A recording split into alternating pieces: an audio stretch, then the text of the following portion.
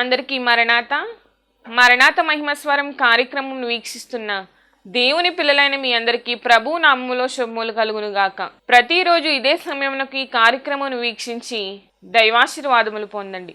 ఇప్పుడు సిస్టర్ ఉషా గారు దేవుని వాక్య వర్తమానం అందిస్తారు, శ్రద్ధగా ఆలకించండి. దేవునికి మహిమ కలుగును గాక. దేవుని నామకి స్తోత్రము. అందరికీ నా మరణాత. వాక్యం చదువుకుందాము. సామెతల గ్రంథము 19వ అధ్యాయము 21వ వచనము. నరుని హృదయములో ఆలోచనలు అనేకములుగా పుట్టును, యెహోవా యొక్క తీర్మానమే స్థిరము. దేవుడు తన పరిశుద్ధ వాక్యమును దీవించునుగాక. ఆమెన్. ప్రార్థన చేసుకుందామండి. మహోన్నతుడా, మహోన్నతమైన కార్యములు చేయి దేవాది దేవా, మీ ఘనమైన నామమును కోటాను కోట్ల స్తుతులు స్తోత్రాలు చెల్లించున్నాము తండ్రి. భూమి ఆకాశంను సృష్టించిన సృష్టికర్త మీకు వందనాలు స్తుతులు స్తోత్రములు తండ్రి. జీవింపచేయుచున్న ఆత్మ నీకే వందనాలు స్తుతులు స్తోత్రాలు తండ్రి. మమ్మల్ని నడిపించిన దేవా మీకు వందనాలు స్తుతులు స్తోత్రాలు ప్రభువా తండ్రి.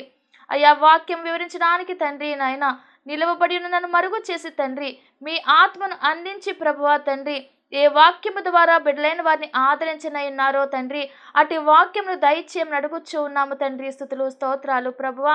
అయ్యా తండ్రి, మీరే మాట్లాడండి తండ్రి, స్వయముగా మీరే మాట్లాడమని అడుగుచున్నాము తండ్రి. బలమైన వాక్కును అందించి మీరే మహిమ పొందుమని త్వరగా రానయ్యని యేసు నామములో అడిగి వేడుకొంచున్నాము తండ్రి. ఆమేన్. నరుని హృదయంలో ఆలోచనలు అనేకములుగా పుట్టును, యెహోవా యొక్క తీర్మానమే స్థిరము అని ఇక్కడ సామెతల గ్రంథంలో మనం చదువుకొని ఉన్నామండి.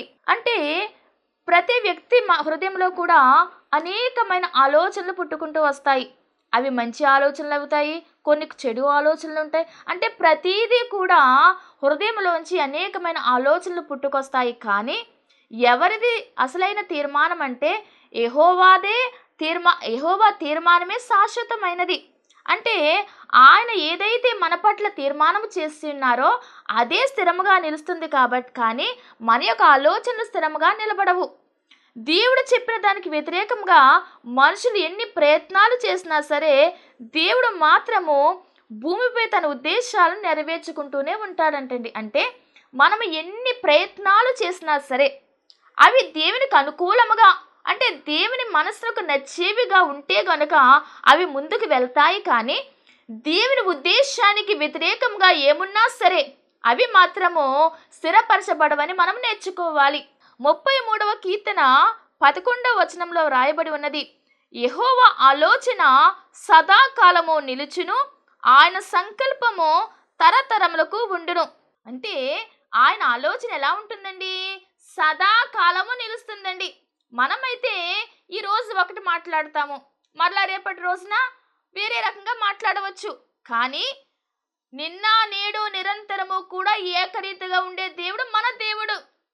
ఆయన ఆలోచనలు ఎప్పుడూ కూడా సదాకాలము ఏకరీతిగానే ఉంటాయండి.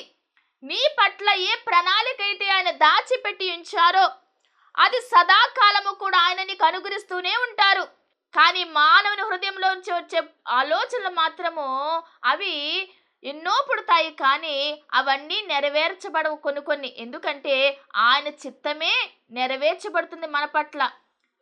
అలా నెరవేర్చబడిన చిత్తమేలోనే మనం సంతోషంగా ఉంటామండి. ఒక్కోసారి మనము ఆయనకి ఇష్టం లేనివి కార్యములు కావాలని కోరుకుంటాము, కానీ దానివల్ల మనకి ఎలాంటి ప్రయోజనము ఉండదు. అదే దేవుడు కోరుకొని నీవు ఆశీర్వాదకరంగా నీకుంటుందని భావించి ఆయన నీకు అనుగ్రహిస్తే గనుక దాని ద్వారా నీవు ఎంతో సంతోషంగా జీవిస్తావు. దావీదు కూడా ఆలోచన చేసి ఉన్నారు. ఒక ఆలోచన.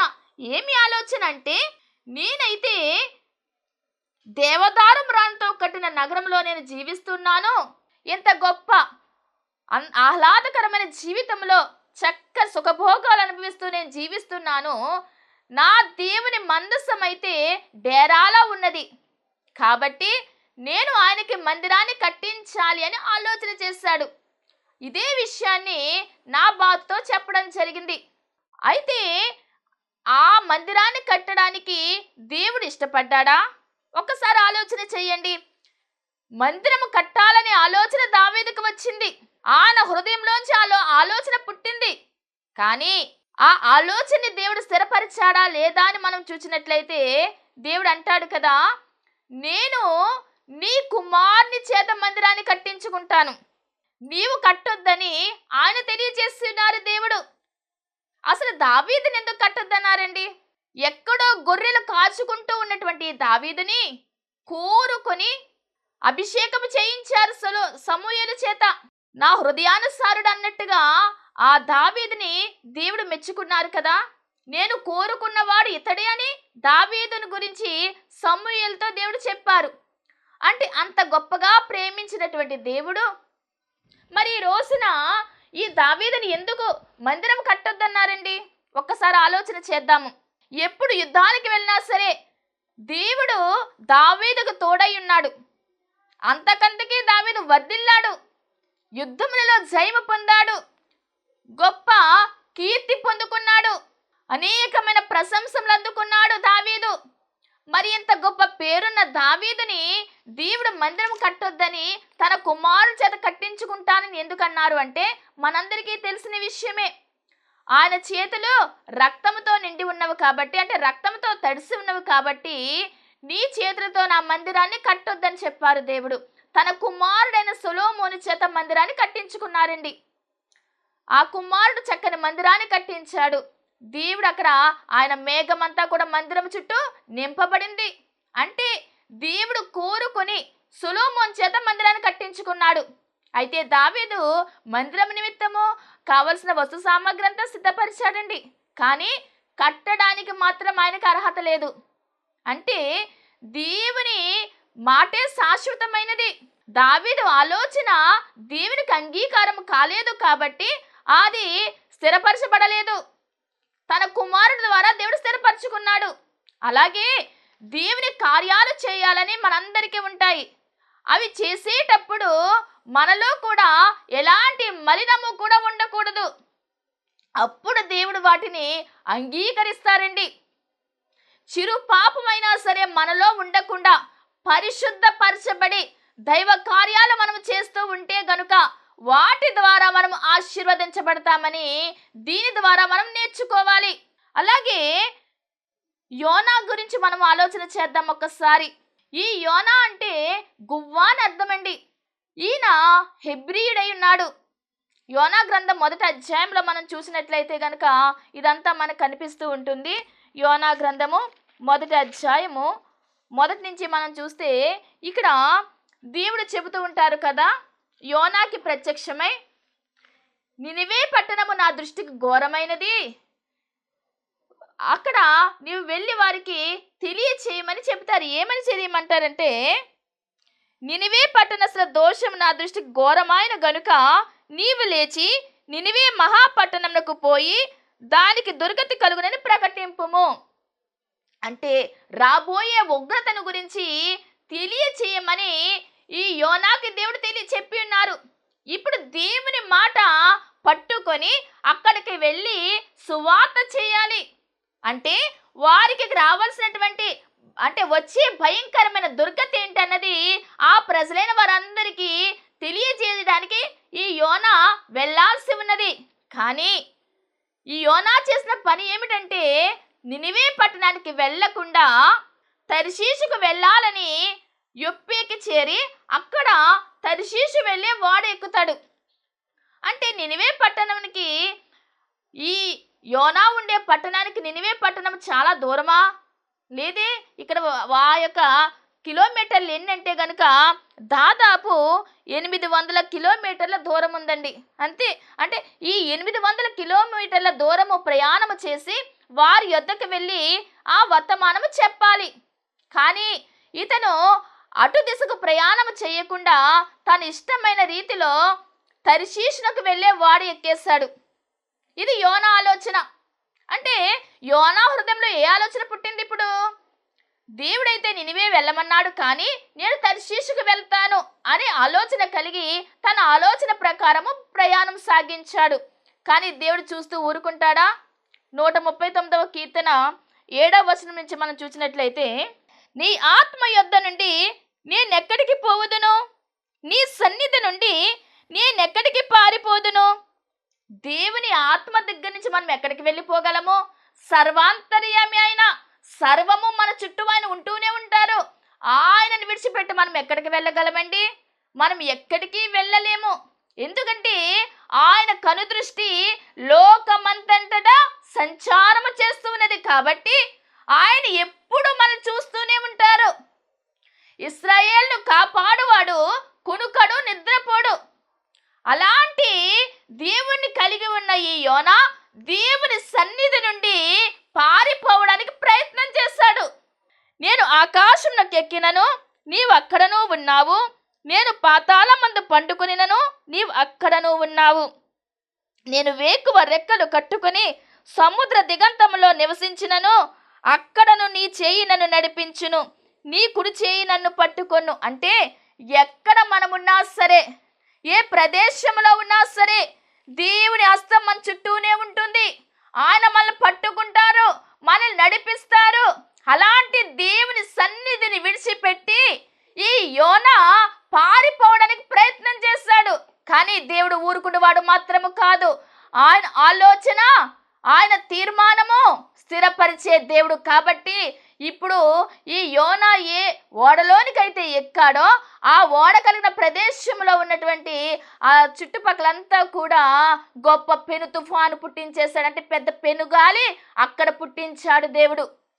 4వ వచనంలో చూసినట్లయితే, అయితే యెహోవా సముద్రం మీద పెద్ద గాలి పుట్టింపగా సముద్రమందు గొప్ప తుఫాను రేగి ఓడ బద్దలైపోవు గతి వచ్చెను. ఆయన నోటి మాటకి లోబడింది ఏదియూ లేదు. పంచభూతములు ఆయన మాటకి లోబడతాయి. సమస్త సృష్టి కూడా ఆయన మాటకి లోబడుతుంది.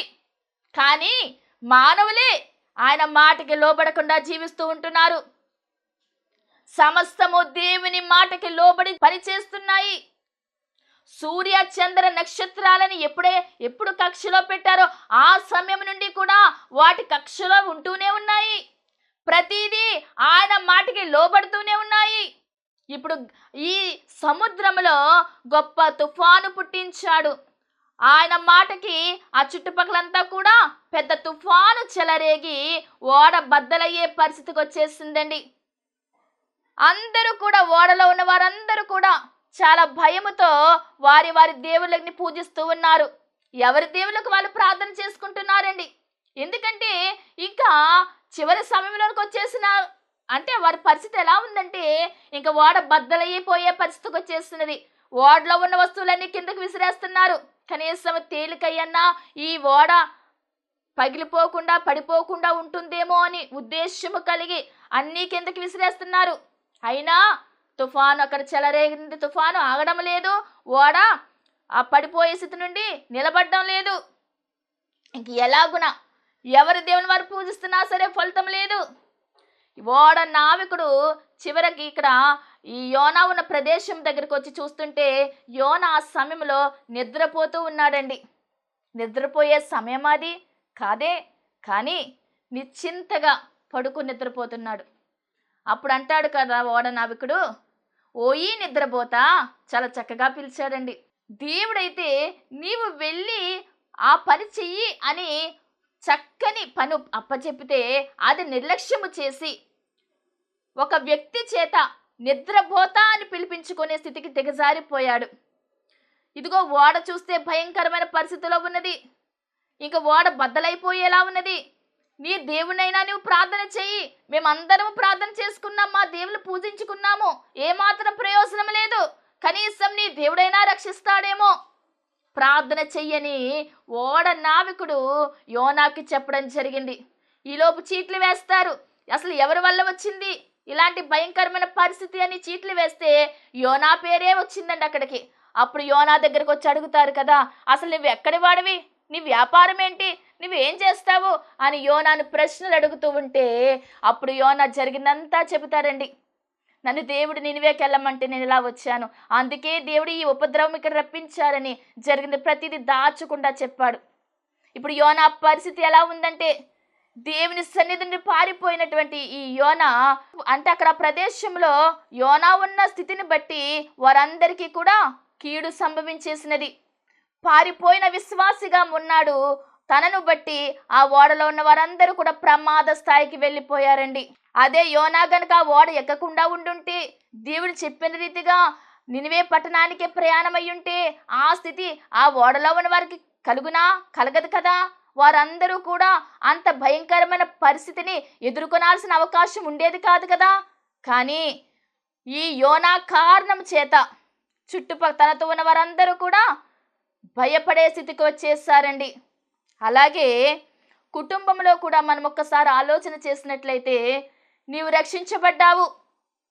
రక్షించబడిన నీ కుటుంబంలో ఎవరైనా రక్షింపబడకుండా ఉంటే వారిని నీవు రక్షించే స్థితిలోనికి నిలబడాలి.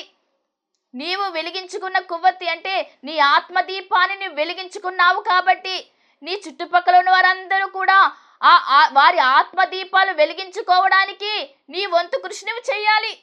అంతేకాని మనము రక్షణ పొంది దేవునిలో నడుస్తూ ఆయన మాటకి విధేయత లేకుండా జీవించి మనము నష్టపడి అలాగే మన కుటుంబీకులైన వారిని కూడా బాధ పెట్టడం వల్ల ప్రయోజనం ఉంటుందా? ఒక్కసారి ఆలోచన చెయ్యి. ఈ సమయంలో దేవుడు నీతో మాట్లాడుచున్న మాట, నీవు రక్షించబడ్డావు. కానీ రక్షించబడిన నీ అపరాధము వల్ల, దేవునికి ఇష్టం లేని కార్యం నీవు చేయడం వల్ల నీవు నష్టపరచబడి నీ మీద నీ కుటుంబం అంతా ఆధారపడి ఉన్నది. కానీ నీ నష్టం వల్ల వారు కూడా బాధపడతారు కదా. మరి ఆ స్థితికి తెచ్చుకోవడం ఎందుకు? నీవు రక్షించబడిన దేవునికి ఇష్టలుగా జీవించి ఆయన ఆశీర్వాదాలు పొందుకుంటే నిన్ను బట్టి నీ కుటుంబము కూడా సంతోషిస్తుంది కదా. నోవహు నీతిమంతుడైన కారణం చేతనే కదండి ఓడ తయారు చేయమని దేవుడు చెప్పాడు. నోవహును బట్టి అతని భార్య ఓడలో ప్రవేశించింది, తన కొడుకులు కోడండ్రు ఓడలో ప్రవేశించారు. బయట వారికి చెప్పారు సువార్త, కానీ వారెవరు కూడా ప్రవేశించలేదు. కేవలము వారి కుటుంబం మాత్రం రక్షించబడిందంటే నోవహు నీతిమంతుడు కాబట్టి నీవు కూడా నీ కుటుంబంలో నీతిగా జీవిస్తూ దేవునికి యథార్థత కలిగిన హృదయంతో నీవు జీవిస్తే నిన్ను బట్టి నీ కుటుంబం అంతా కూడా ఆశీర్వదించబడుతుంది. యోసేపు విషయానికి వస్తే, యోసేపు పోతీఫర్ ఎంట ఉన్నంత కాలము కూడా పోతీఫర్ కుటుంబం ఏమైందండి? ఆశీర్వదించబడింది. ఎందుకు వచ్చింది ఆశీర్వాదం అంటే, యోసేపును బట్టి. లాబాను యాకోబు ఎంట ఉన్నంత కాలము యాకోబును బట్టి లాబాను ఆశీర్వదించబడ్డాడు.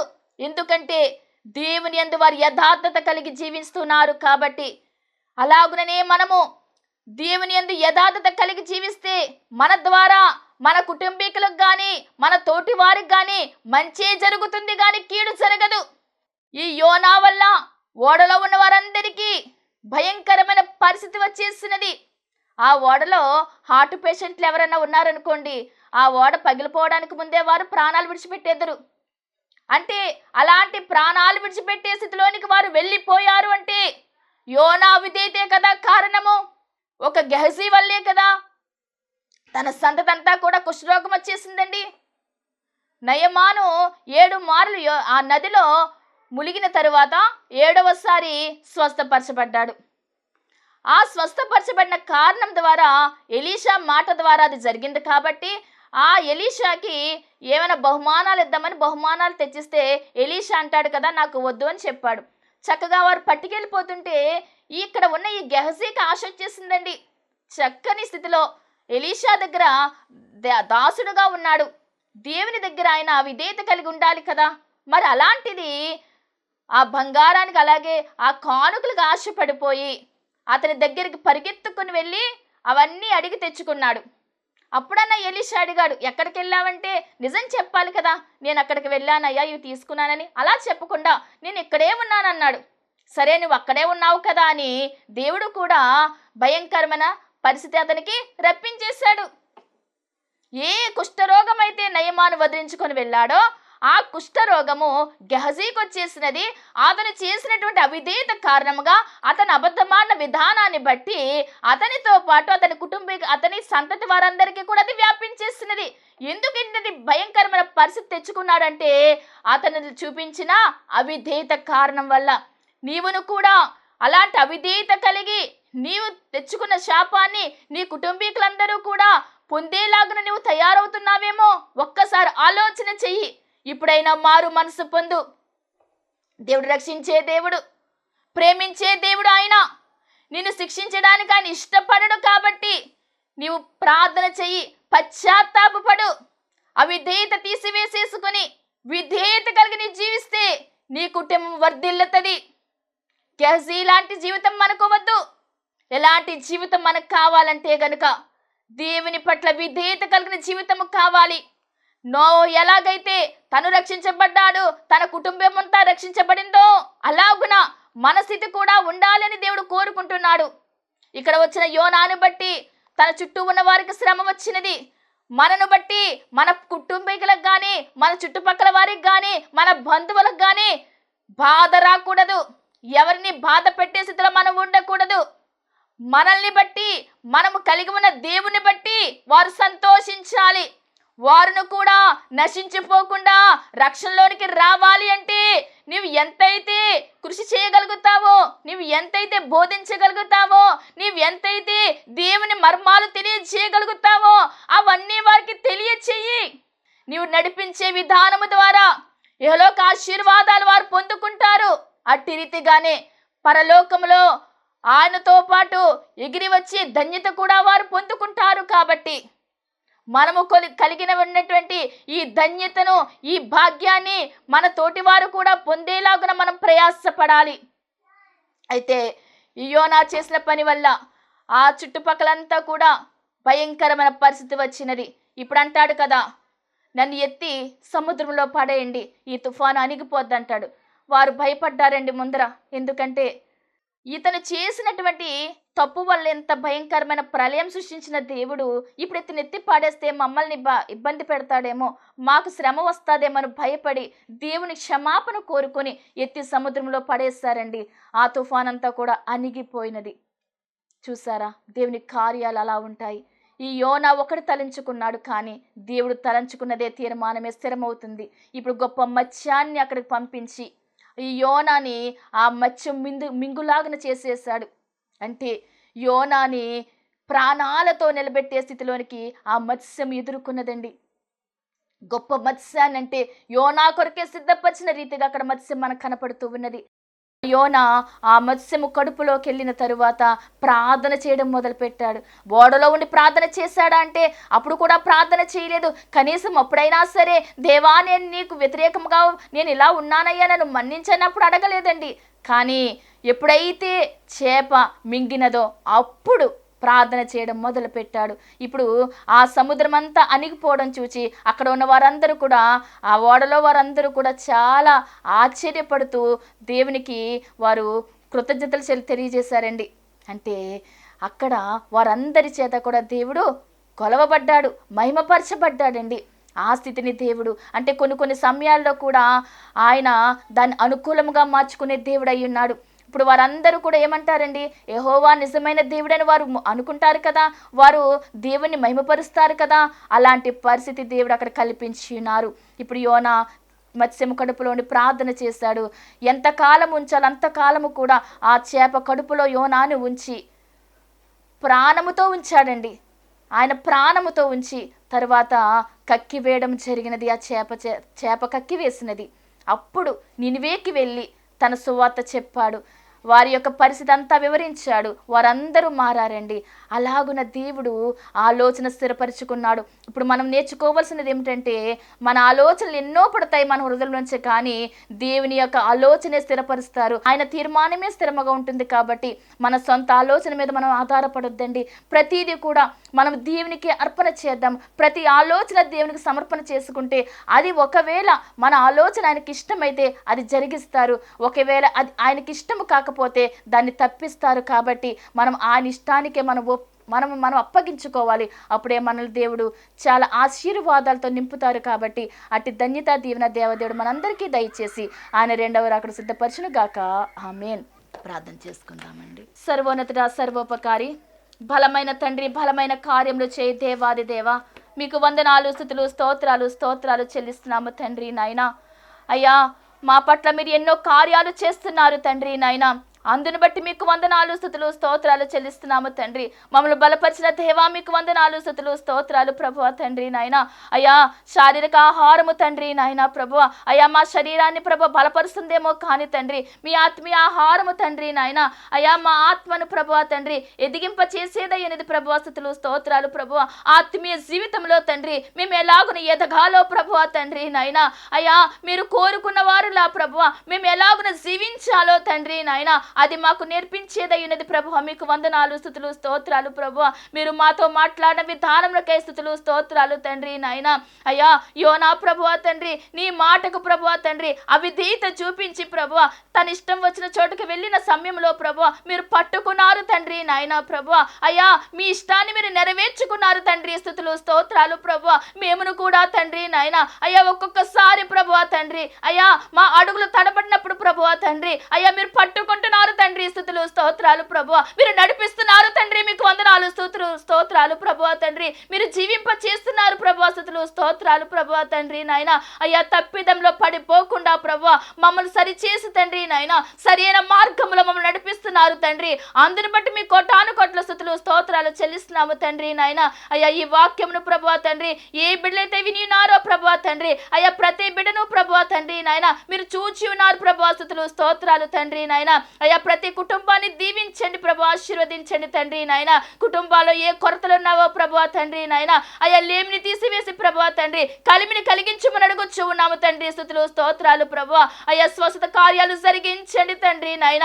అంధకారంలో బిడ్డలున్నారేమో తండ్రి నాయన అంధకారాన్ని తీసివేయండి ప్రభువా స్తుతులు స్తోత్రాలు తండ్రి. అయ్యా మీ వెలుగును దయచేయండి ప్రభువా తండ్రి స్తోత్రాలు ప్రభువా తండ్రి. అయ్యా నక్షత్రముగా ప్రభువా తండ్రి నాయన అయ్యా ప్రభా వెలుగును ప్రభువా తండ్రి బిడ్డల గృహాల్లో ప్రభు మీరు అందించండి ప్రభువా స్తుతులు స్తోత్రాలు తండ్రి. నీతి సూర్యుడు అయిన నీవు ప్రభువా తండ్రి నాయన అయ్యా మీ వైపు మేము చూచి ప్రభువా తండ్రి అయ్యా మీ వెలుగులో మేము ప్రకాశిస్తూ తండ్రి అనేక మందిని ప్రభువా తండ్రి నీ వైపు ఆకర్షితులు చేయగలిగేటువంటి గొప్ప భాగ్యము ప్రభువా మా ఎల్లరికూ దయచేసి మీరే మహిమ ఘనత కీర్తి ప్రభావం పొందమని త్వరగా రానని యేసు నామములో అడిగి వేడుకొంచున్నాము తండ్రి, ఆమేన్. అందరికీ నా మరణాత అండి. దేవునికి స్తోత్రం. అందరికీ వందనమన్నా తెలియజేస్తున్నాను. మరణాత మహిమస్వరం అనే ఆధ్యాత్మిక కార్యక్రమాన్ని వీక్షిస్తున్న మీ అందరికీ కూడా మరొక పర్యాయము ప్రభు పేర వందనమన్నా తెలియజేస్తూ ఉన్నాను. మరి ఈ కార్యక్రమము ఎంతో ఆశీర్వాదంగా ఉందని, ఈ కార్యక్రమం ద్వారా ఎన్నో మేళ్లు పొందుకున్నామని మరి మీరు అందరూ కూడా ఫోన్ కాల్ చేస్తూ ఉన్నారు. చాలా సంతోషము. ఎన్నో అద్భుత ఆశ్చర్యకార్యాలు దేవాదేవుడు ఈ కార్యక్రమం ద్వారా జరిగిస్తూ ఉన్నారు. దేవుని నామమునికి మహిమ కలుగునుగాక. మరి మీరు చూస్తున్నటువంటి ఈ యొక్క షెడ్ గురించి గతంలో మీకు చెప్పడం జరిగింది.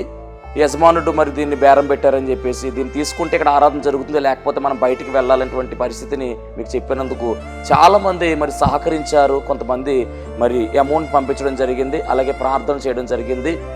దేవుని మహాకృపను బట్టి పంపించినటువంటి కొంత అమౌంట్ మరి యజమానుడికి కట్టడం జరిగింది. ఇంకా చాలా అమౌంట్ మనము వారికి ఇవ్వాల్సి ఉంది. కనుక మరి ఈ కార్యక్రమాన్ని వీక్షిస్తున్నటువంటి మీకు ఎవరికైనా కనుక ప్రేరేపణ కలిగినట్లయితే కనుక మరి మీ వంతు సహకారాన్ని అందించండి. ఈ దీన సేవకునికి మీ యొక్క సహకారం అందించి ఈ సేవను మరి ముందుకు వెళ్ళేలాగా సహకరించవలసిందిగా ప్రభు పేరు తెలియజేస్తూ ఉన్నాను. మీకు ఎవరికైనా కనుక మరి ప్రేరేపణ కలిగినట్లయితే కనుక స్క్రీన్ మీద కనపడుతున్నటువంటి ఆ నెంబర్కి ఫోన్పే చేయండి, లేదా ఫోన్ చేసినట్లయితే కనుక నేనే స్వయంగా మాట్లాడతాను. మీ సహకారాన్ని అందించండి. ప్రభు పనిలో మీరు కూడా పాలి భాగస్తులు కావాల్సిందిగా ప్రభు పేరు తెలియజేస్తున్నాను. అందరికీ మరణాత.